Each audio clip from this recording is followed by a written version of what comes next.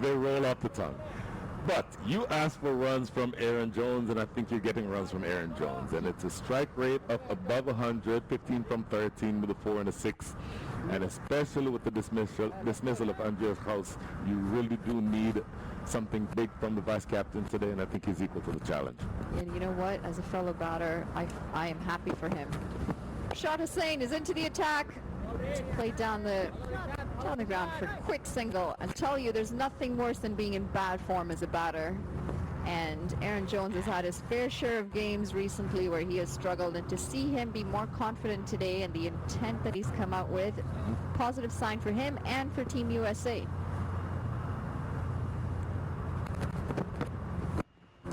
Flighted delivery, and that's a beautiful turn. Just taking that away from Anand Patel. He tried to get on the back foot, but beaten by that turn.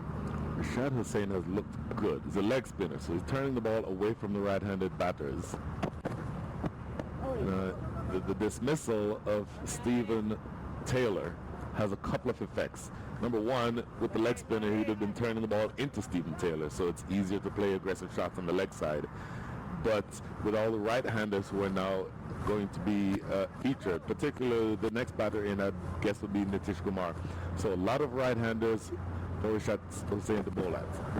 Oh, we're looking for the reverse sweep here. They'll pick up a single, and then there's a misfield. Slightly sloppy stuff from Bangladesh in the outfield. They pick up 2 runs in the end, but ambitious. Well, he tried to make my point for me. Switching positions, becoming a left-handed hitter for that reverse sweep. Ends up getting 2 runs as the fumble by Shoreful Islam allows them to get a couple. But again, that is the trouble with a leg spinner. He's turning the ball away from the righties, which makes it difficult for them to get back to ball. Up over the bowler's head. And this is picked up beautifully. It's 4 runs to Aaron Jones, and he is exuding confidence today. Clean strike down the ground. The vice captain will love that stroke. Straight down the ground. You always can sort of get rewards for playing in that area because there's no one straight down the ground, no fielder. And look at that. Absolutely bullet straight down the ground. And goes over for 4. Brilliant shot by Aaron Jones. Pushed into the offside, and it should just be the single. The end of the 11th over, USA 77 for 2, and Aaron Jones, you have really turned things around for yourself. Being just mere days away from the T20 World Cup, of course USA co-hosts with the West Indies. Looks like the preparations that Team USA have put in are going to come to fruition. They have shown some positive signs against Canada and against Bangladesh. It certainly looked good against Canada. Won that series 4-0 with 1 game abandoned because of bad weather conditions. And of course, the very first match of the World Cup, June 1st, is going to be between the U.S. and Canada. So something to pay attention to there. See Shakib Al-Hassan back into the attack. 3rd over. Backing away Aaron Jones. He pushes that into the offside. What I'm liking today, Brian, from Aaron Jones and Monak Patel is that they are not afraid to use their feet. They're not afraid to make some room. I made mention on Tuesday that Aaron Jones, if he's not the best player of spin in the American side, he's in the top 2 or 3. And so the steady diet of spin that the Bangladeshis have, having Aaron Jones in the middle, is going to offset that. Calls for catch it. That's popped up in the air in the offside. Definitely no man's land in between 2 fielders. They've picked up 2 quick runs. Guys, good going, guys. My sense is that the fall of the next wicket, whenever it happens, you'll see Nitish Kumar come in next, but then the bombers come after that. So even though Bangladesh has done well here in the middle overs and slowed things down a little bit with that dot ball, the scoring rate is now under 7, 6.96, which projects to a score of 1.39. But The big hitters coming, Corey Anderson, Harmeet Singh, even Shadley Van Skalkvik, who is now on the side. They have the ability to score quickly, and importantly, those three names that I just mentioned are all left-handers. So that is an element to pay attention to. Look at that, ball slowed up into the pitch, and sometimes in these days of T20 cricket, Brian, they'll scamper back for a couple of runs. Good running here from Monank and Corey Anderson. And at the end of 17, it's 115 for 3. 115 for 3. Yes. 2007, India.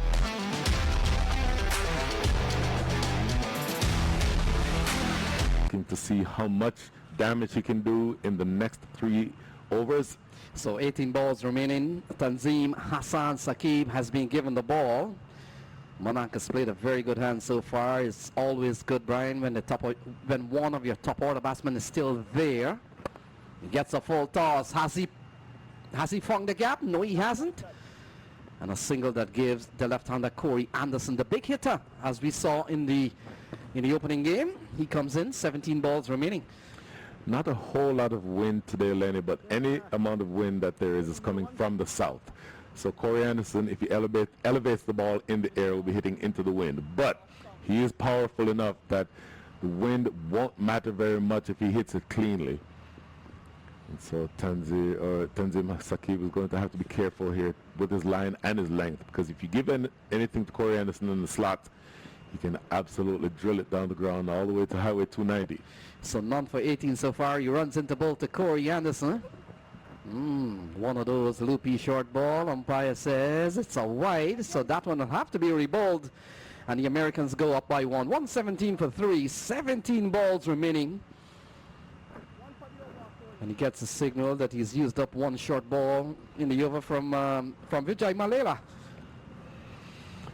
Last 17 here. It's going to be interesting to see what the approach is of Manang Patel. I'm really interested to see whether or not he tries to be as inventive as he possibly can.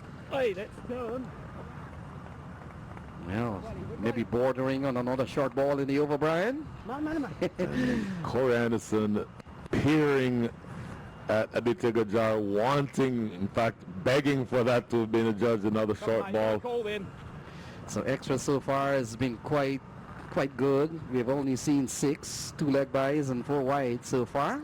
In fact, you might have just heard on the stump mic where Corey Anderson was verbally asking Aditya Gajar if he was not going to call that. Couple of good balls in this over. In fact, make that 3 balls from Tanzim. He's really bowled well. Held back that one, Brian. When you bowl these slower balls, it messes with the timing of a batter trying to go big. And always we've seen Corey Anderson very strong in the cow corner area. And he's a player that is, in the last couple of years, I've noticed him very onside bias. And he's looking for a big swing here. Here is Tanzim. Oh, that's a lovely ball. Well, not going down the leg side. Called a wide. I was going to say it's a dot ball, but it's been called a wide by Malela. Yeah, certainly good length, but the line of spray down the leg side have to be spot on. That length, if that ball is on or outside off, it presents a good defensive delivery. In other words, you're not going to be able to score heavily off of those types of balls, but you have to get the line right. Very good over so far. Only 3 off this one. Anderson, has he found the gap? Fielder will come around. That's Shariful Islam. Restrict the batter to a couple of runs. And Brian with 120 for 3. Still so much batting to come. Harmeet Singh, we saw him the other day winning a match for the US. And still Jesse Singh, who can swing the bat. And of course Shadley Van Skalkvik, Ali Khan, and then of course Nitish Kumar. You get the feeling that Nitish Kumar may not come yet, with 14 balls remaining maybe. I don't think you see Nitish Kumar, because I would think the next 2 batters in would be Harmeet Singh and Shadley Van Skalkvik. That would be the sense that I would have, because those are the ones who are more likely to clear the ropes.